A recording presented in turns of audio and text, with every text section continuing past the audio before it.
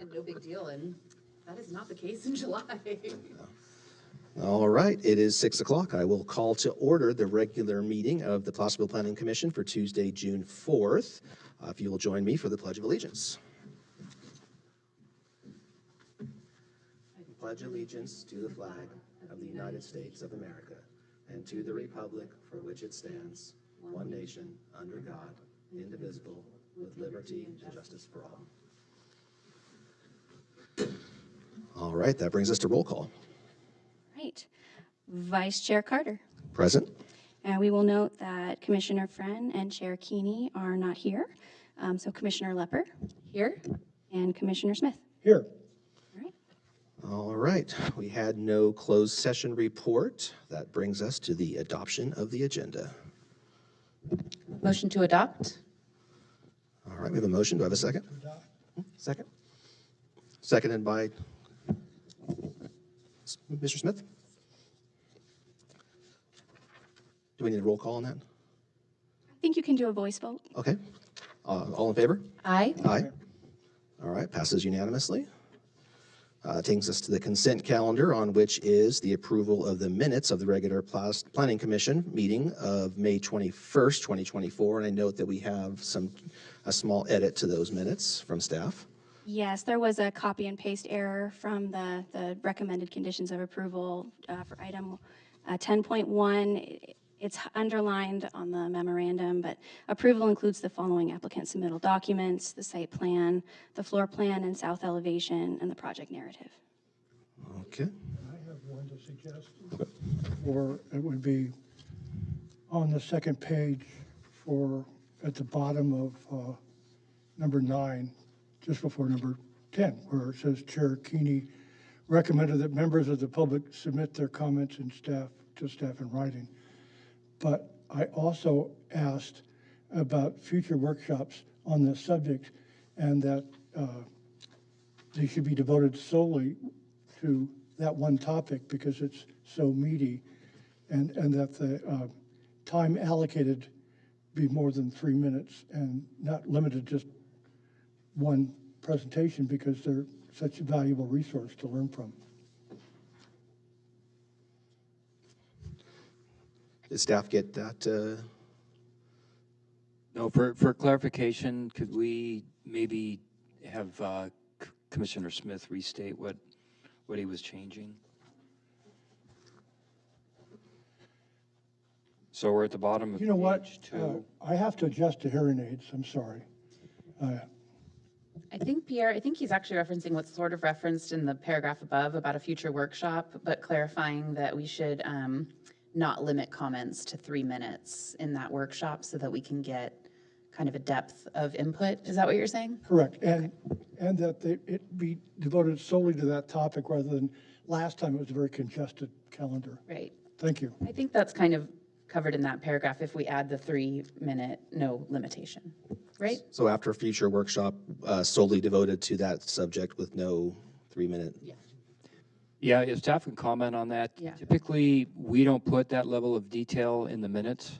You know, basically, the time limit that we would allow a speaker to speak is at the discretion of the chair at the time of the meeting. So if you have 100 people in here, you may say everybody's limited to 5 minutes. If it's 5 people in here, you may let people speak 10 minutes or speak more often. All those kinds of rules are very flexible, and I would recommend not memorializing them in the minutes. I guess I'd point out that the one sentence I've suggested be added is right after one sentence that says Chair Keeney recommended that members of the public submit their comments to staff in writing. So it's consistent with that kind of detail. I thought I heard concurrence at the time, but in any event, that's what I added. Right, but I just want to add that at the time of the meeting, it's actually the chair, it's a discretion of the chair to determine, you know, the time limit on speaking of the public. I'm sure It's it not is, something but that's that should give memorialized a and sense etched in stone. of That's all at I'm saying. least what we offered. And just speaking for myself, it was very valuable to hear from the public. I learned from them and think that helps. But that's why it's important. Yes, it is subject to the chair, whoever that might be that night. But that was something raised at the last meeting. Right. That one Again, the sentence. minutes aren't transcript. They're basically to memorialize actions, actually actions taken by the commission. Well, I'm a commissioner, and that's what I'm asking, because it's one sentence, and we have minutes so that we don't have to really go back over transcripts and tapes. What's the sentence that you want added? Can you clarify the sentence that you want added again? It's the one you just offered a moment ago, which is Commissioner Smith asked that the future workshops on the subject of short-term rental housing be devoted solely to that subject rather than additional topics being added, and that additional time be provided for the public to provide comments as they may wish. I'll let any other wordsmith offer it, but it's that sense that I'm asking be added. If the commission insists on putting that in, we certainly will, but staff recommends that you don't, because again, that's more of a transcript and not a, Right. not a formal action on a agree. project or something. Why don't I ask that one line above it be taken out, because we don't really need Chair Keeney recommended that members of the public. Why add that in there? We can go back and get the transcript for that, couldn't we? I think that's actually relevant. I do think that's a relevant action item, is to ask people to do it. And I think what you're going for, unless you just really want your name tied to it, is covered in the paragraph above. So the only difference I'm hearing is that you want your name associated with the comment, and you want to say that you want greater time for comments from the public. Is that correct? Yes. Okay. So specifically, so adding to that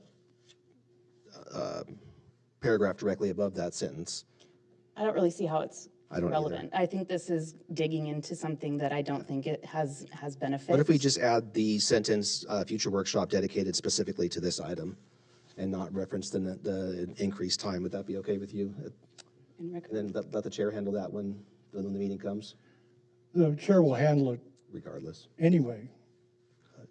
So would you be okay with that wording, just to solely dedicated to the purpose? Whatever you prefer. Okay.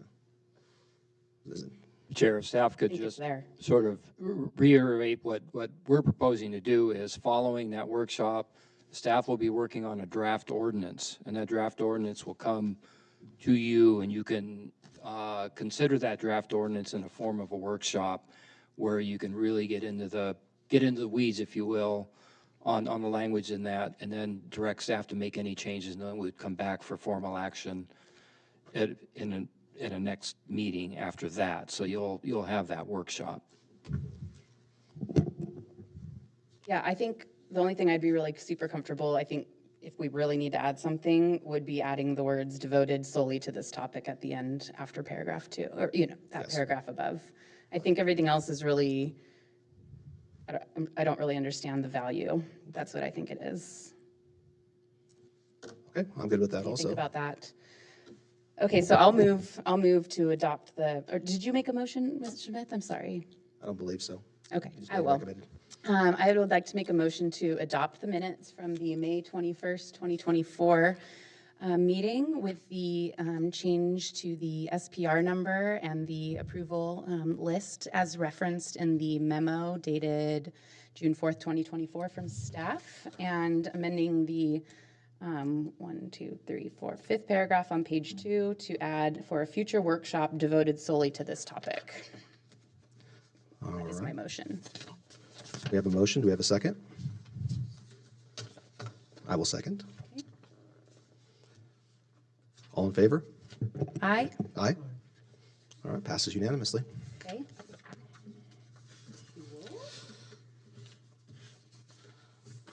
Okay, that brings us to items pulled from consent calendar. There were none. That brings us to number 7, items of interest to the public, public comment for non-agenda items. Are there any members of the public that wish to address the commission? Seeing none, we will move to item number 8, written communication on non-agenda items. Do we have any written communication? Yes, we received 2 written communications earlier today. Both were distributed to you prior to the meeting and are available on the back counter for anyone who wants it. And then just a note, we did actually pull the consent calendar, and that was the discussion we had for the minutes. So staff did make note of that. So You are correct. I apologize for that. Thank you.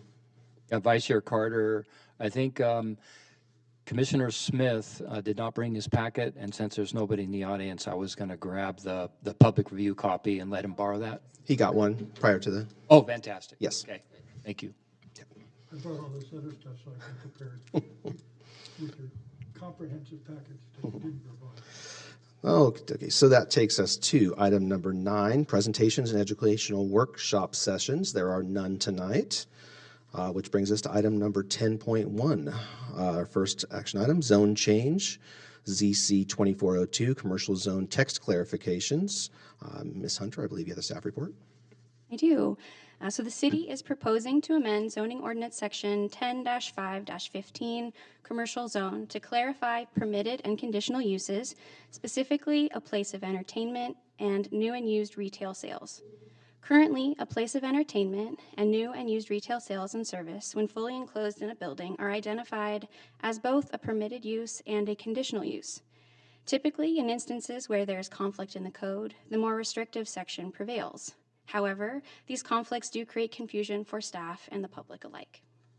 For some background, the commercial zoning ordinance was initially adopted by the city in 1991 under ordinance number 1474 and has been amended 8 times for substantive changes.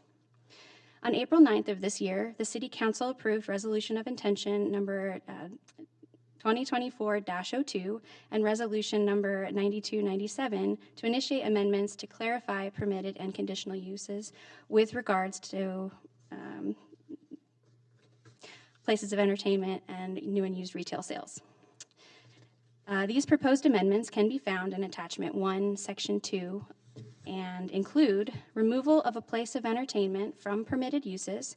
This shall solely be permitted through a conditional use permit. Clarification that new and used retail sales and service, when fully enclosed in a building, is a by right use within the commercial zone, and clarification that new and used retail sales and service, when not fully enclosed in a building, is a conditional use requiring a CUP. The proposed text amendments are exempt from environmental review pursuant to the California Environmental Quality Act, California Code of Regulations, Title 14, Chapter 3, Sections 15, 060C2 and C3, in that the activity is not a project as defined in Section 15378 of the CEQA guidelines and has no potential for resulting in a physical change to the environment, directly or indirectly.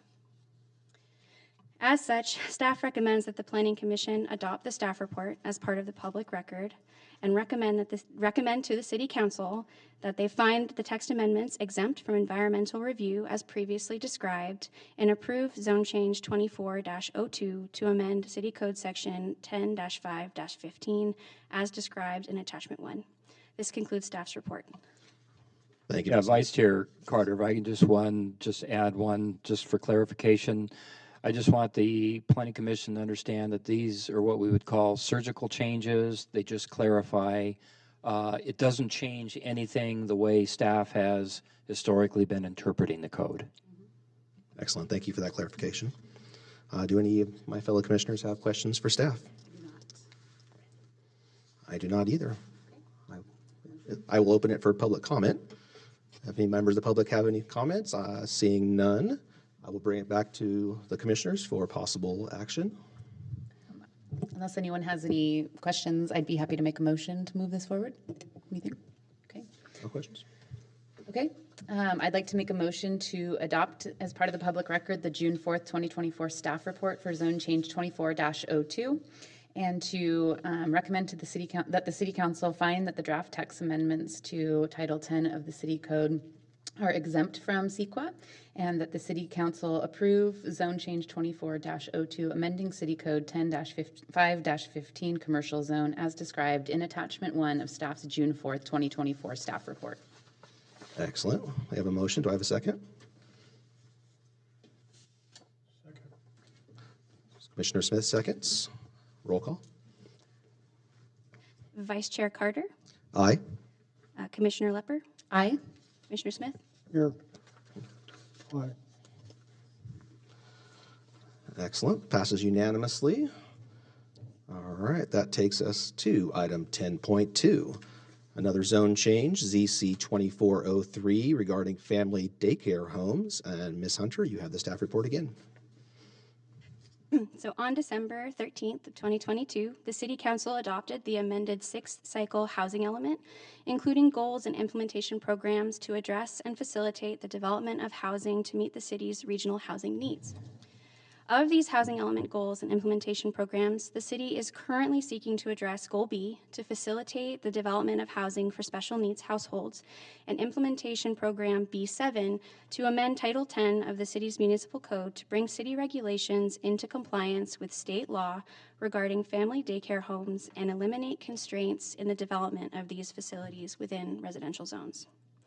As shown in Attachment 1, proposed amendments are proposed to the following zoning ordinance sections: 10-1-4, definitions; 10-5-4, estate residential zone; 10-5-5, single-family acre residential zone; 10-5-6, R120, single-family residential; 10-5-7, R110, single-family residential; 10-5-8, R16, single-family residential; 10-5-9, low-density multifamily residential; 10-5-10, medium-density multifamily residential; 10-5-11, high-density multifamily residential; and 10-5-12, very high-density multifamily residential. Regarding Section 10-1-4 definitions, the city currently has 3 categories of family daycare homes defined in Title 10, including small, a facility of 6 or fewer children; medium, with 7 to 12 children; and large, with 12 or greater children.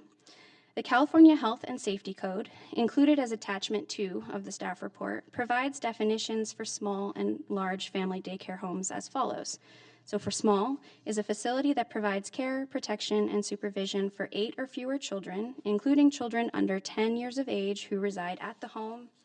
And large, a facility that provides care, protection, and supervision for 7 to 14 children, including children under 10 years of age who reside at the home.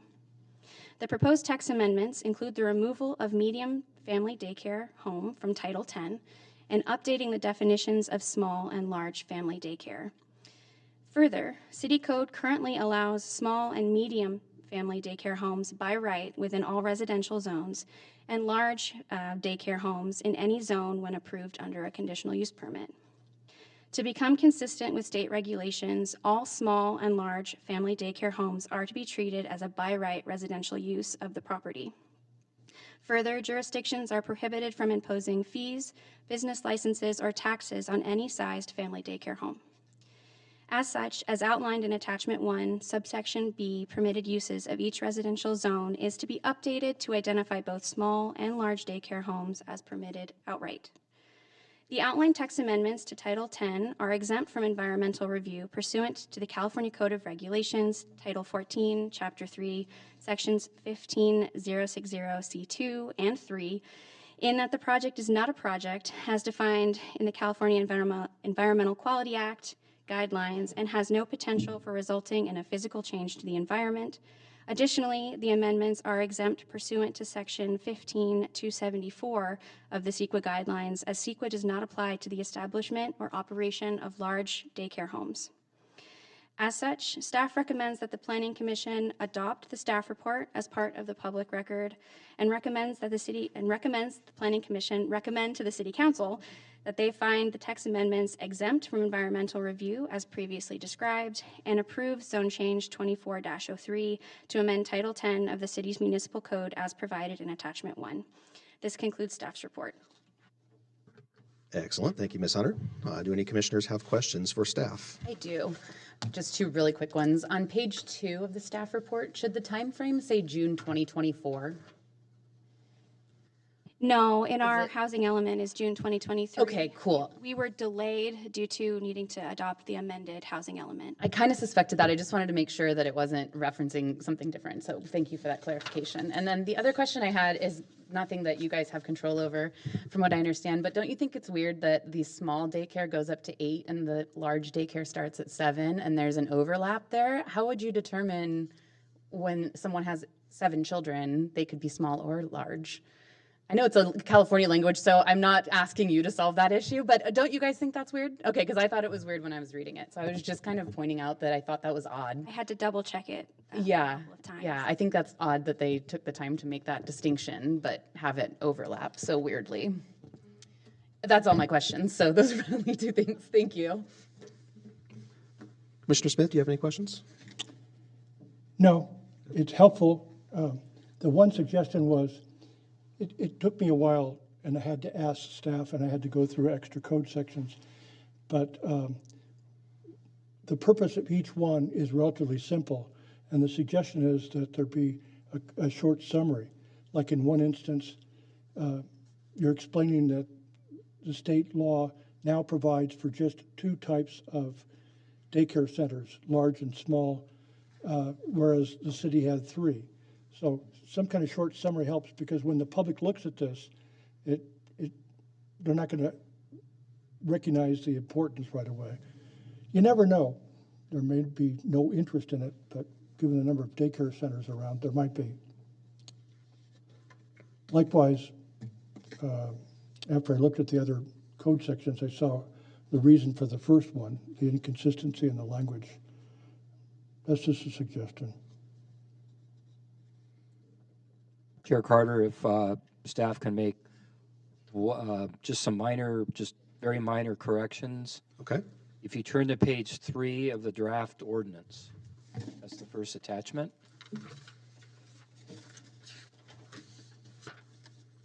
And we'll make these changes when it goes to council. We probably would have caught it. Our apologies for not catching it for tonight, but it's minor. So when you see section 9, section 10, and section 11, it'll reference the code section in the zoning ordinance that we're amending.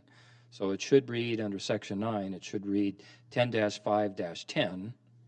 And then under section 10, it should read 10-5-11. And on section 11, it should read 10-5-12. Very minor, but we'll make those changes. Excellent, understood. And I just had one quick question. So this really, all we're doing is just lining up with the change in the state regulations, Coming into compliance with state law. right? Just very small. Nothing more, nothing less. Yeah, absolutely. Excellent. It's not even good state language. Convoluted. But we're as- doing it, as okay? usual. Yes, we're doing it. Don't make them mad. I know. All the big eyes watching. All right, well, if there are no other questions, then I will open this up for public comment. If any members of the public wish to comment, seeing none, I will bring it back to the commission for possible action. I'd be down to make a motion. Okay, so, make sure I have my changes. Okay. I would like to make a motion that we adopt as part of the public record the June 4th, 2024 staff record for zone change 24-03.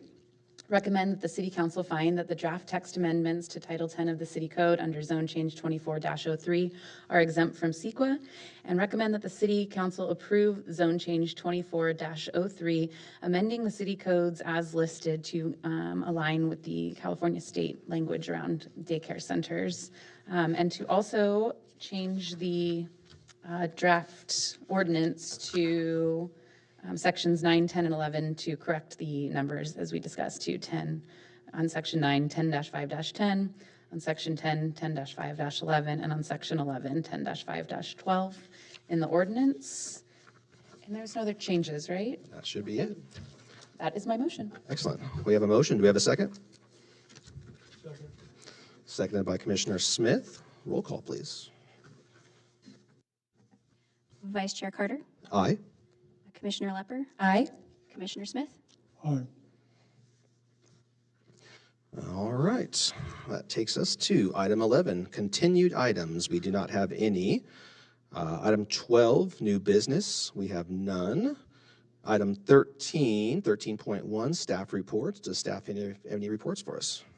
Sure. Our next meeting will be June 18th. We have 2 hearing items, and I know that you also have, I think, a memorandum for the special committee report, and we would just ask that you provide that to staff by Monday the 10th.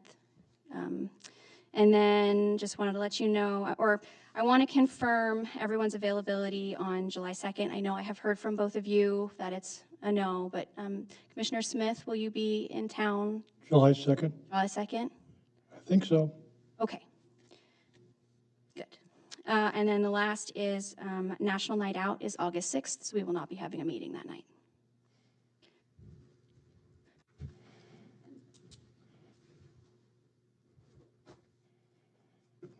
All right. Thank you for those updates. Yeah, Vice Chair Carter, just a couple of updates regarding the Mallard and the Middletown affordable housing projects. They continue to move forward. We've been able to overcome some of the engineering obstacles with both those projects. We are anticipating that we'll be able to issue the actual building permit to begin construction of the apartments, hopefully within the next month, hopefully like within 3 weeks. That's our best bet. And as I was probably mentioning just before our meeting got started, staff is having a meeting with the realtors that are representing the owners of the Office Depot, and so, or Office Max. And hopefully we'll have a tenant that's interested in either purchasing or locating in the building. Excellent. So that's a good thing. I have noticed, especially the Mallard, they've a lot of activity all of a sudden at the Mallard site, so that's good to see. Oh, and I do want to mention too, the Rite Aid that had closed down at the County Fair Plaza at Placerville Drive in Fairlane. It's our understanding that a grocery outlet store looks like they're interested in locating in that space. That would be Interesting, a too. second store. Yeah, that'll be their second one. Interesting. I was really hoping for a Trader Joe's. Yeah. So was I. We're not We big all enough. were. I know. I know. We've lobbied them for years. Like one can dream. Yeah. I don't want to go all the way down to Folsom and fight that traffic anymore. Excellent. All right. Thank you, staff, for those updates. Thank you, That Vice takes us to 13.2, special committee report. Commissioner Smith, you have a, Well, I think it really is up to the commission. What we described for you 4 or 5 times in recent months is that what we had in mind was coming back on the 18th with a list of areas to explore related to the first topic, which is modification of the Interior Secretary's standards. There are 4 or 5 topics that we raised, but they need to be addressed in bite-sized piecemeal portions.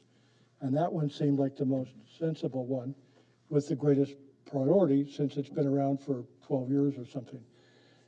And it seems to reoccur all the time, every time we've looked at vinyl windows or something in the historic district, and you name it. So that's what we would like to start off with. And so you would get a memo that updates the previous one in that it's narrowed to just that one topic and gives a series of topics that are of interest to us, that make sense to us. But it's important that it be a commission project, that it's all commissioners. So if we make a suggestion about a topic we think is important and others don't, well, that's important. Likewise, there'll be others that need to be done. We've talked, for example, about how to make this more readable, how members of the public can come in and understand very quickly what's involved. Other issues are like how to make sure that people who live in historic districts know that it applies. What can we do to make sure that something's recorded, if that's possible, with the property, or make sure there's notice sent out to every person? That's one of the things that can be explored. So those are the kind of things to look at, how to make those Interior Secretary standards meaningful for these times where we have other considerations like fuel efficiency,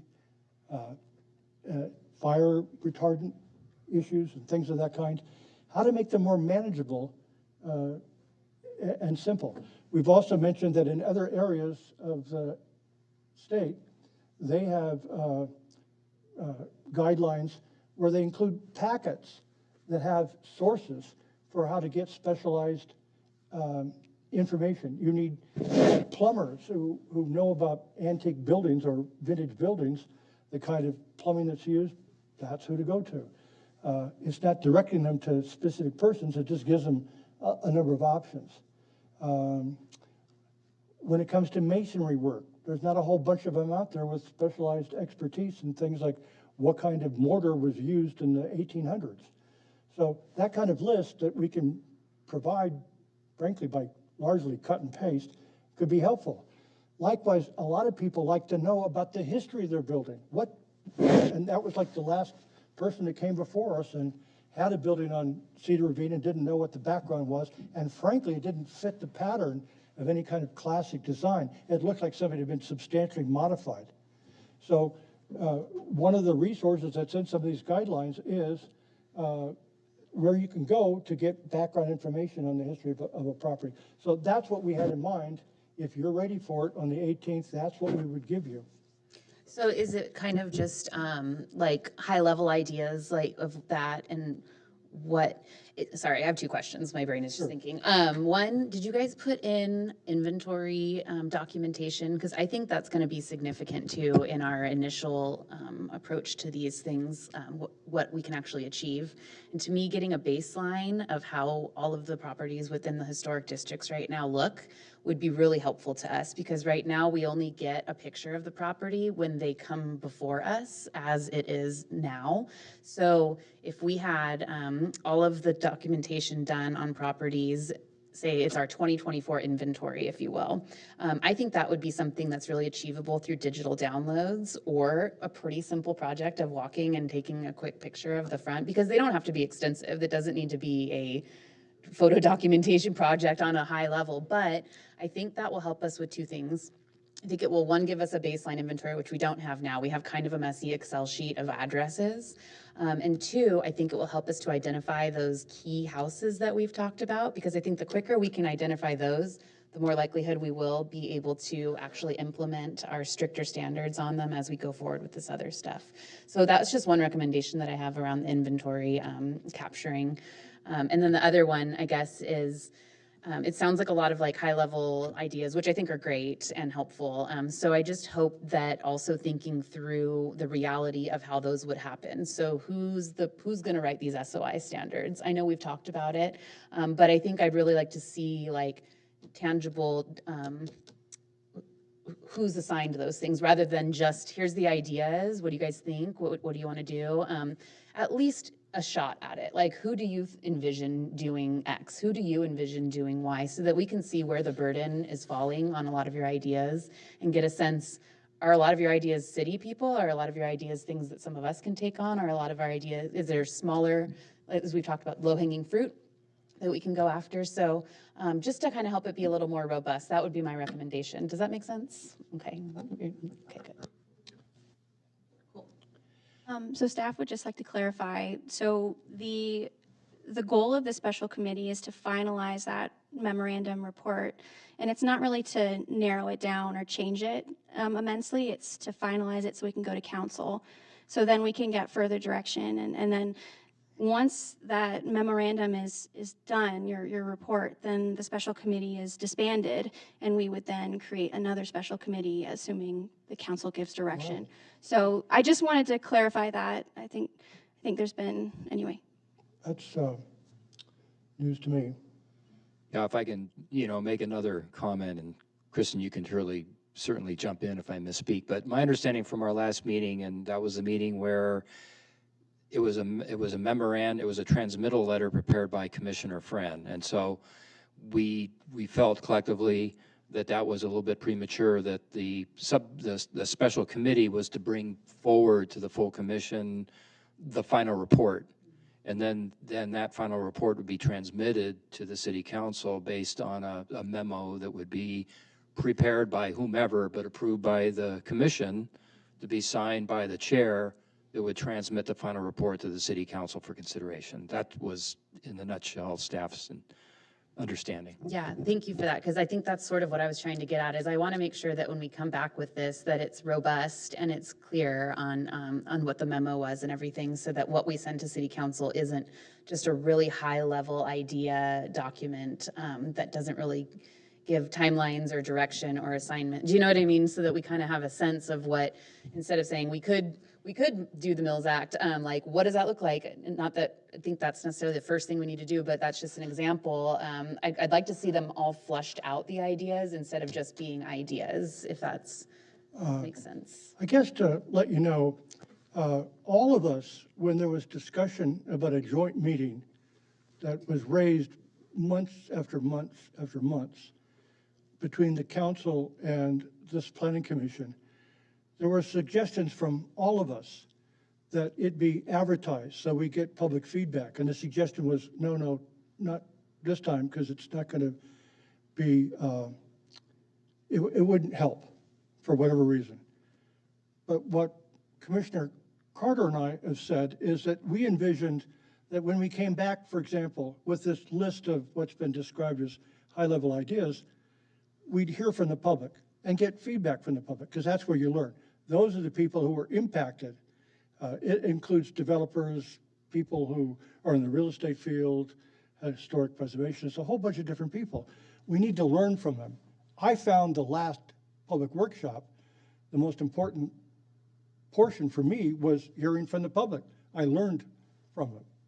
And so that's what we had in mind, and we've talked about for close to a year. With reference to the idea of the historic inventory that was done 30 years ago, Commissioner Carter and I can tell you we tried that. We have some experience in that subject. We studied it for months. It takes a lot of work, and it got shot down pretty badly for a number of reasons.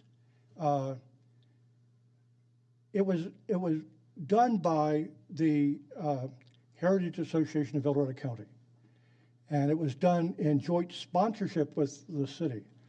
And that body had actually done a workshop jointly sponsored by the city and the Heritage Association. So it's weird, but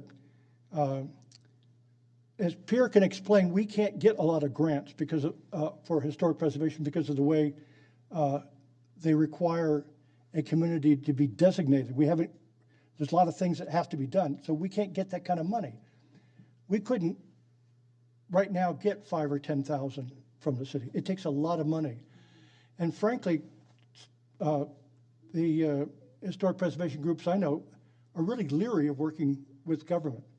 They don't see government as being receptive.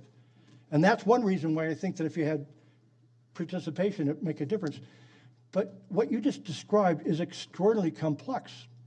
And what we learned is that there are consultants in that field that have standard approaches that are taken everywhere it's done.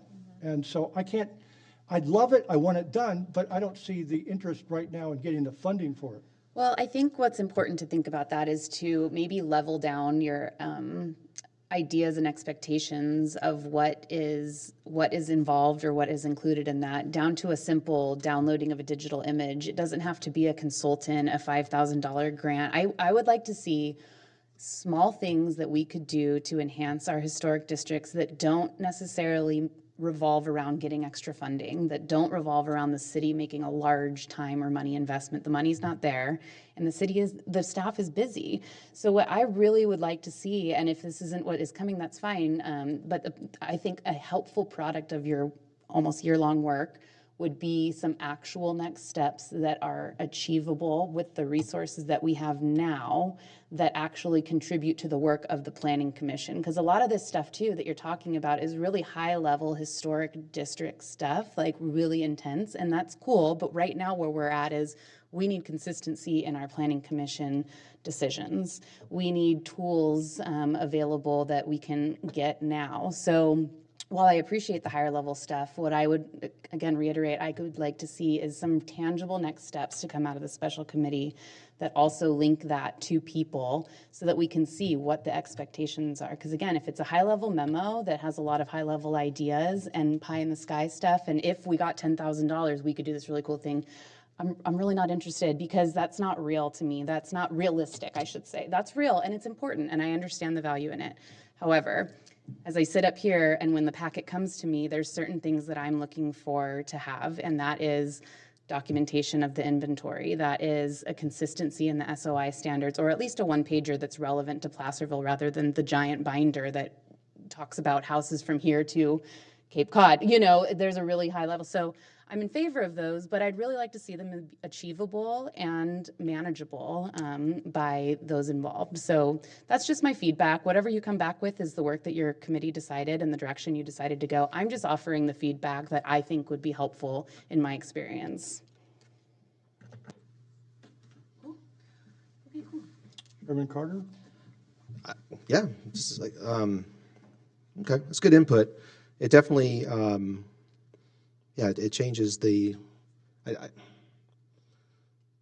it's possible, if that's Yeah. not your direction or that's not what you were going for I within think your that would- committee, that is your prerogative. You are the special committee. I just am trying to offer No, I understand. any kind of feedback before, especially because what I don't want is what happened last meeting, which I think was pretty embarrassing, of how the arguing and the back and forth, and I think it was really not a good look. And I really want to avoid having these high level like debates and salons here and things and really get some things moved forward with this. If that's not possible, it's not possible, but that's my priority. I just wonder if, you know, doing that would change the memo, which we're not charged with doing. We're charged with finalizing essentially what we already presented, which I think we could probably work within some of the constraints of that because we already offered You offered ideas. ideas regarding the inventory, and so we could implement those into those sections possibly.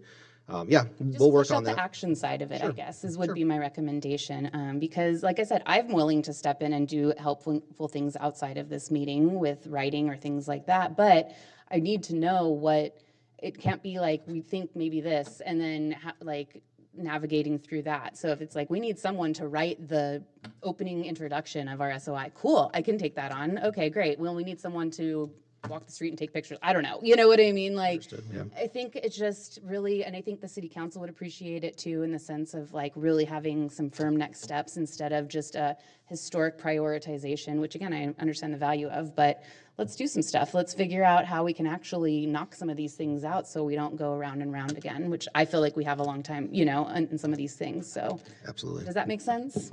I think the one thing I agree with you on is that the last session was embarrassing. It was embarrassing to have a meeting where so much time was put in on two very important issues. One was the arts and culture proposal. The other one was on this matter, and there was no record. Nobody stopped the meeting. We didn't find out until afterwards. There's no record of what took place. And at that meeting, Are you talking about the one that got erased? Yeah. That's not the one I'm How it referring. happened. All I know is people called in and said they couldn't hear it. Okay, that's not the meeting I'm referencing. I'm referencing this last meeting that we had, and And part of the reason that I believe that the last meeting was, for me, a disappointment, is there was 5 people who finally reached a consensus, and we have no record of what that consensus was. And then we come back at the last meeting, and there's a difference. And I can't speak for the other 3 persons, but I know for Commissioners Keeney and Lepper, I don't know what your specific proposal was. If you had something in writing, please present it. Yeah. If you want it to do this thing that we looked at, and you've got an idea for how to do it, great. But when you describe what we've put a lot of work into as high level, no, they're moronically simple. Grass Valley has a list. okay, I look forward to seeing what you have at the next meeting. I think we're getting into some, That was actually that joint workshop. okay. That's fine. All right. Okay. Are you comfortable with the report at this point? I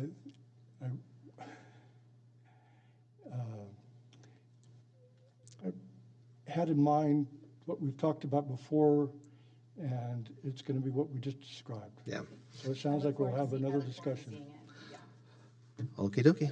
We will move along then to the last item on the agenda, which is adjournment. So we will adjourn the meeting at 6:44 p.m.